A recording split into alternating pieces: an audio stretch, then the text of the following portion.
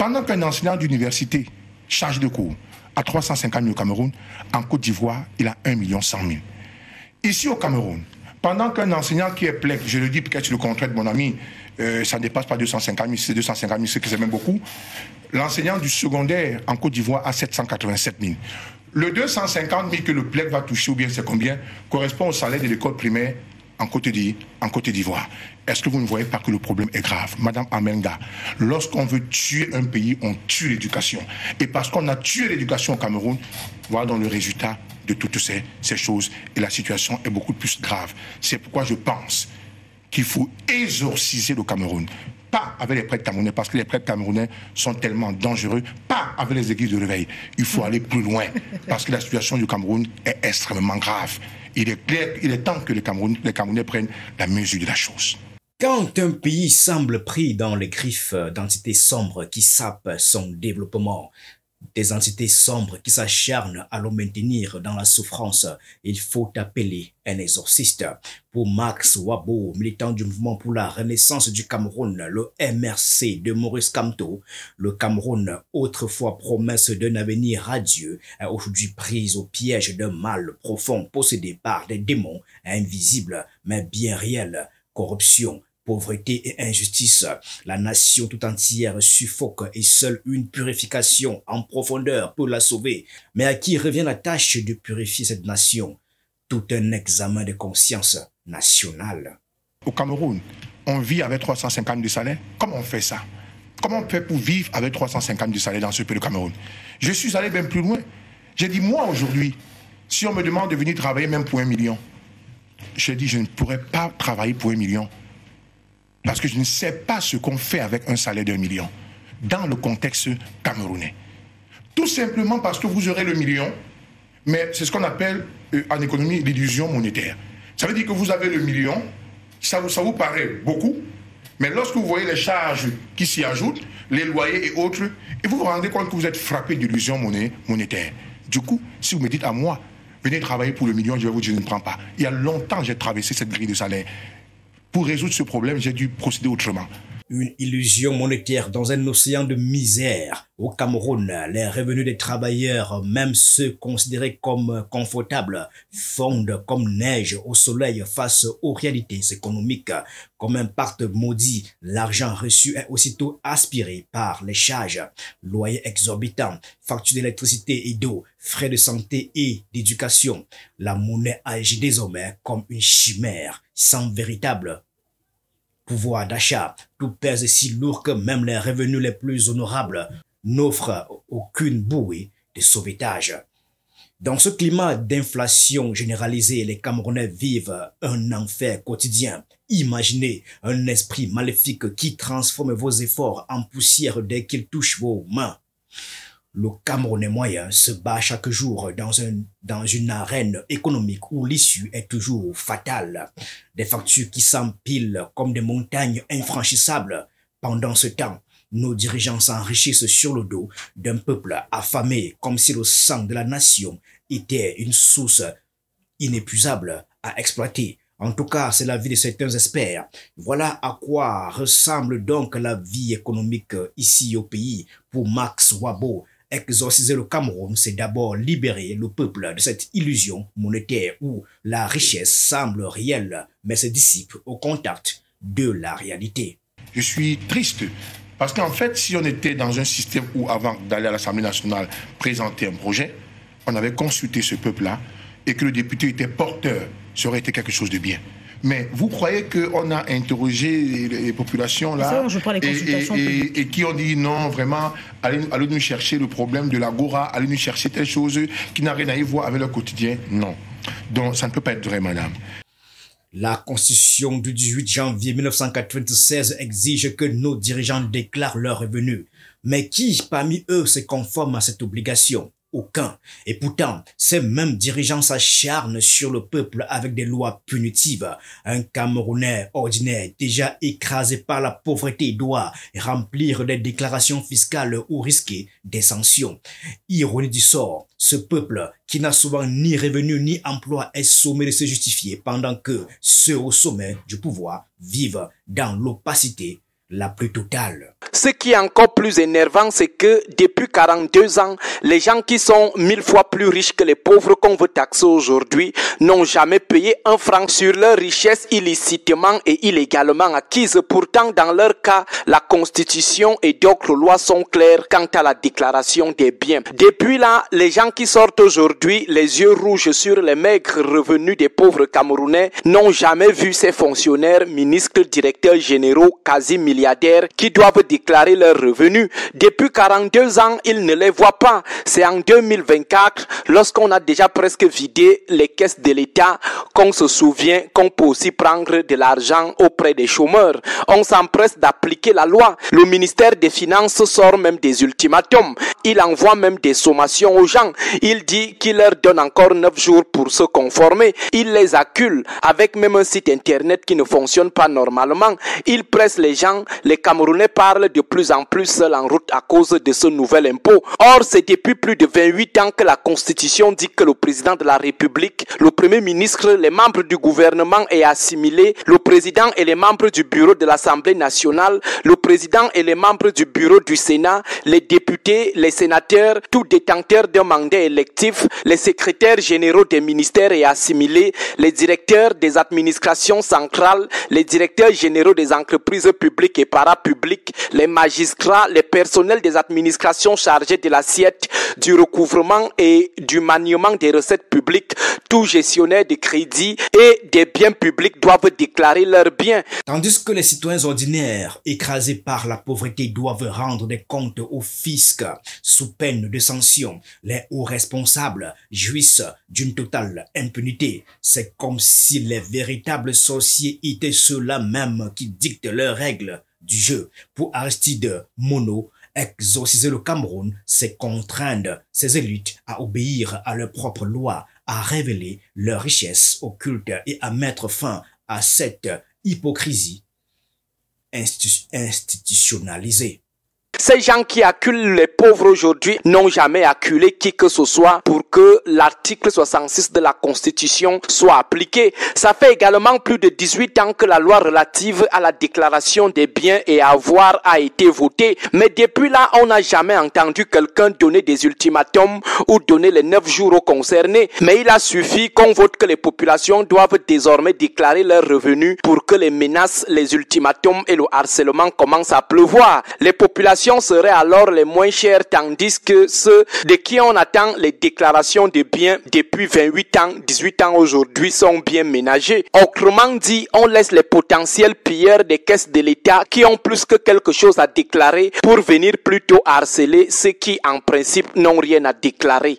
Si vous cherchez à mesurer l'échec d'un pays, regardez sa jeunesse. Et au Cameroun, le tableau est sombre. Chaque jour, des milliers de jeunes prennent le chemin de l'exil, souvent au péril de leur vie. Que cherchent-ils ailleurs? Eh bien, simplement la possibilité de manger à leur faim, de trouver un travail digne, de vivre dans un pays où l'avenir ne ressemble pas à un désert sans fin. La jeunesse camerounaise est donc la plus grande victime de cette malédiction nationale. Incapable de trouver des opportunités dans son propre pays, elle se voit contrainte de chercher l'exil. Ces jeunes plein de rêves et d'ambitions, empruntent des routes périlleuses, affrontant déserts et océans dans l'espoir de trouver un avenir meilleur. Mais pour ceux qui restent, c'est une vie sans promesse, pas d'emploi décent, des écoles en ruine, des hôpitaux dysfonctionnels. Cette situation transforme le Cameroun en une prison à ciel ouvert. Exorciser le Cameroun, c'est libérer cette jeunesse des chaînes de la pauvreté et lui offrir un futur où rester chez soi n'est plus synonyme de désespoir. Vous ne pouvez pas appauvrir les gens, les maintenir dans la pauvreté, les maintenir en bas et venir après leur demander de déclarer leurs revenus. Vous leur avez d'abord permis d'avoir quels revenus. Le principe de l'impôt sur le revenu des personnes physiques n'est pas une mauvaise chose en soi, mais le problème c'est le contexte. Ailleurs, l'État crée d'abord les conditions qui permettent aux populations d'avoir des revenus. Il les accompagne. Après, ils ont donc des revenus et ont de quoi payer l'impôt. Mais au Cameroun, c'est tout le contraire. On encourage la pauvreté, on fait la promotion de la misère. Curieusement, lorsque certains miraculés essayent d'avoir un petit revenu, vous courez leur exiger des taxes, des impôts sur leurs maigres revenus qu'ils se sont battus à avoir. Prenons notre cas personnel. On s'en va dans une brousse, une forêt vierge de la Haute-Sanaga. Dans une brousse perdue, on prend 2-3 hectares, on dort à la belle étoile. Sous les arbres, les premières semaines de défrichage, l'État n'est pas là. La moto peine à arriver là-bas. On se bat à trouver des jeunes pour créer une piste, c'est la forêt vierge. On se bat à construire une petite cabane, l'État n'est pas toujours là. Aucun financement. Le plancton commence à produire, nous peinons à avoir des acheteurs parce que la route c'est un calvaire. Il faut seulement une voiture 4x4. L'État ne fait absolument rien pour vous venir en aide, pour viabiliser les bassins de production. Désemparés, vous êtes obligé de supplier des acheteurs de Yaoundé de venir prendre ne serait-ce qu'à 1200 le régime. Vous êtes quasi perdant. Après, les gens viennent vous demander des taxes sur la sueur douloureuse de votre front. Un pouvoir qui refuse de passer le relais. Pour bien des experts, le Cameroun est dirigé par un cercle d'élite qui s'accroche au pouvoir comme des vampires assoiffés, se nourrissant de la vitalité du peuple. Après plus de 40 ans sous Paul Biya, l'avenir politique du pays semble verrouillé. Les mêmes visages se préparant à continuer l'œuvre de prédation. Nos dirigeants actuels se préparent déjà à perpétuer le système en place. Sous l'ancien président, tout le monde se rappelle de 8 j'accepte de 1975 du président Ahidjo. Je crois que c'était au congrès de Bafoussam. En raison de l'amour pour ce Cameroun qui m'est si cher au cœur, j'ai décidé de dire oui à votre appel. Oui à l'appel du peuple. Appel du peuple. Je me souviens de ce discours, j'étais à l'enseignement secondaire. Donc, ce n'est pas l'apanage du régime actuel. Pour dire quoi? Pour dire que les appels à candidature, les motions de soutien, c'est des formes de participation politique. C'est des formes de mobilisation politique. Et même, c'est des manières de construction des loyautés. Vous n'allez pas reprocher à des gens de construire leur loyauté à travers des appels dédiés ou destinés à leurs champions. Ça, il faut déjà le dire. Et cette pratique, je ne sais pas pourquoi ça pose problème. Si je ne m'en tiens qu'aux exemples récents, ces appels se traduisent par quoi? Par des suffrages massifs. Ça veut dire que c'est des appels sincères, sérieux. Mais pourquoi faire? Continuer à écraser le peuple, maintenir le pays dans la corruption et l'injustice. Le pouvoir au Cameroun n'est pas un service rendu au peuple, mais un butin à partager entre initiés. Ils pillent, s'enrichissent et laissent derrière eux un désert économique. Aristide Mono. Lorsque vous souffrez, ils ne font absolument rien. Pourtant, ils ont l'obligation de vous aider dans votre projet agricole. Mais les maigres revenus que vous arrivez à engranger, le petit argent de vos ventes, ils courent vous demander leur part dedans. C'est de la sorcellerie pure et simple. Plus grave, après avoir payé même ses impôts, assis à Yaoundé, ils prennent l'argent de ça, l'argent de la sueur de vos fronts. Ils prennent cet argent pour le dilapider dans les bureaux climatisés de Yaoundé. Ils gaspillent cet argent pour financer les petites filles oisives qu'on appelle influenceuses. Ils les envoient en vacances à Dubaï avec vos impôts. Ils boivent du Pécrus et du Dom Pérignon avec la sueur de vos fronts. Voilà pourquoi nous disons oui à l'impôt sur les revenus des pauvres, mais dans quel contexte? En plus même, les impôts qu'on paye depuis 42 ans, qu'est-ce qu'on a d'abord fait de cet argent? N'est-ce pas, ils le détournent à volonté? Qu'est-ce qui nous rassure que ce sont les 1000 francs, 2000 qu'ils vont commencer à récolter auprès de populations? C'est là où le Cameroun va finalement devenir émergent. Pendant ce temps, des appels à candidature se multiplient pour inviter le chef de l'État à briguer un 8e mandat en 2025. Conviction sincère ou griotisme politique, la question reste ouverte, mais pour beaucoup, ces appels illustrent un désir de perpétuer un système qui asphyxie la nation. Je suis dans l'opposition camerounaise actuelle des leaders qui appellent les autres leaders d'opposition à se rallier derrière un leader de l'opposition. C'est des appels, la candidature. Absolument. Il y a des partis d'opposition, il y a des associations et autres qui appelle les autres leaders, les autres candidats, les propositions à rejoindre la candidature ou telle. Ce ne sont pas des appels, ce ne sont pas des motions. Si on définit littéralement ou juridiquement la motion Maître Tchapi, ce sont des appels. Lorsque moi je suis un leader, je suis un citoyen, j'appelle les autres citoyens ou les autres leaders, je leur demande, allons vers tel, rallions-nous à telle candidature, mettons-nous derrière tel. Ce sont les appels, monsieur. Et je dis, l'appel est une pratique politique valable, valide, et dans notre contexte, elle a sa place et elle n'existe pas qu'au Cameroun ni dans le RDPC. Si le Cameroun devait être exorcisé d'un mal, ce serait la corruption. Ce démon gangrène chaque aspect de la vie nationale. Ici, Max Wabo prend un exemple criant. La Caisse nationale de prévoyance sociale, la CNPS, cette institution censée garantir la retraite des travailleurs est le théâtre d'abus et de détournements. Des employés non affiliés, des travailleurs qui cotisent toute leur vie sans jamais bénéficier de leurs droits. Voilà l'image d'un pays où même l'avenir des retraités est volé. Voilà donc quelqu'un, cher ami, qui aurait travaillé toute sa vie. Et quand il va en retraite, il n'a rien. Et nous, parce qu'il n'est pas affilié à la CNPS.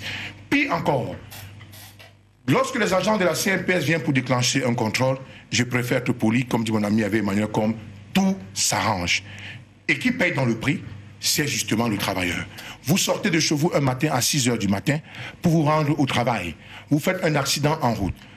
Au sens de la CNPS, c'est un accident de travail.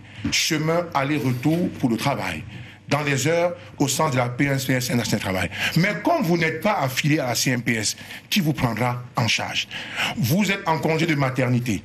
Quand vous êtes en congé de maternité, vous n'avez pas droit à un salaire. Comme vous n'avez pas droit à un salaire, c'est la CNPS qui doit compenser vos 3 mois de congé de maternité. Qui doit le payer? C'est la CNPS. Comme vous n'êtes pas affilié à la CNPS, vous n'avez droit à rien. Ces histoires sont légion et elles illustrent à quel point la corruption a dévoré l'âme de ce pays. La corruption omniprésente agit comme une infection chronique. De plus, de la plus petite administration au sommet de l'État, personne n'échappe à son influence. Exorciser le Cameroun, c'est arracher ce mal à la racine et restaurer la dignité des institutions publiques. Le Cameroun est, je crois, c'est 2 ou 3 fois champion du monde de la corruption. N'oublions jamais, ça fait partie de... La corruption fait partie de notre ADN. Ça, on ne peut pas... Je crois que si on prenait tout Camerounais et on décidait de passer un test ADN, je crois que le premier élément qui devait sortir, c'est corrompu. Il n'existe pas de corrompu, de corrupteur sans corrompu. Ce qui se passe, je vous le concède effectivement, il y a une inflation généralisée des prix sur le marché. On envoie les contrôleurs sur le marché, aller contrôler les prix. Effectivement, quand ils arrivent pour contrôler les prix, nous savons, comme dit mon ami Emmanuel, comme tout s'arrange. Je vais être plus poli et dire tout s'arrange. On entre dans votre boutique, Madame Amenga, je ne sais pas quoi, le prix du pain, peut-être vous avez mis à 200 ou 200 francs, je dis n'importe quoi, je ne sais pas combien ça coûte déjà le prix de pain, parce que je vous ai dit aujourd'hui que chacun fixe son prix. Et très rapidement, monsieur, vous avez mis le prix du pain 200, ça devait être 100 francs, et comme dit mon ami Emmanuel, comme tout s'arrange. Mais qui sera l'exorciste? Qui prendra la croix et l'eau bénite pour purifier le Cameroun? Certainement pas ces dirigeants trop occupés à se vaudrer dans le luxe pendant que le peuple souffre. Ceux-là même qui profitent de l'obscurité ambiante. Ce combat, cette purification revient certainement au peuple lui-même. Les Camerounais doivent devenir les exorcistes de leur propre nation. C'est ce que pensent beaucoup d'experts en tout cas. L'espoir existe. Des mouvements comme le MRC porté par les militants comme Max Wabo incarne cette volonté de renouveau. Le chemin est ardu, mais il est temps d'unir les forces pour expulser les démons qui retiennent encore le Cameroun dans les ténèbres. Il n'y a aucun secteur ici au Cameroun que vous pouvez toucher sans que je vous montre qu'il y a quelque chose qui n'est pas fait. Mais maintenant, c'est pourquoi je pose que tout ce constat, nous le savons. Et c'est comme ça qu'au soir de votre vie, on va dire il a travaillé, il travaillait, il n'a pas pu se bâtir maison, il n'a plus rien fait. Pourtant, votre salaire ne permettait de rien faire. Quand je vois souvent des gens qui se vantent, je travaille, j'ai 200, 300, 400 de salaire, je leur dis, ça n'existe que dans votre tête, parce que je ne sais pas ce qu'on fait avec 300 000, 400 de salaire. Ça ne représente absolument rien dans le contexte camerounais. Exorciser le Cameroun, c'est bien plus qu'un cri symbolique. C'est une mission vitale pour sauver un pays en décomposition. Cela passe bien évidemment par la lutte contre la corruption, la restauration de la justice et la libération de la jeunesse de ces chaînes. Si le cri de Max Wabo résonne aussi fort, c'est parce qu'il exprime une vérité que beaucoup ressentent. Le Cameroun ne peut plus continuer sur cette voie. Il est temps de tourner la page, de rompre avec les cycles de corruption et de misère et de construire une nation où chaque citoyen peut vivre dignement. Exorciser le Cameroun, c'est sauver son âme. Le Cameroun peut renaître, mais cela exige un effort collectif, une prise de conscience nationale et un refus de la fatalité. Comme dans tout exorcisme, il faut du courage pour affronter les démons en face. Mais une fois ces forces sombres chassées, un nouvel avenir peut émerger. Un avenir où les Camerounais pourront enfin marcher la tête bien haute. Le Cameroun n'a pas besoin de sorciers, il a besoin d'exorcistes.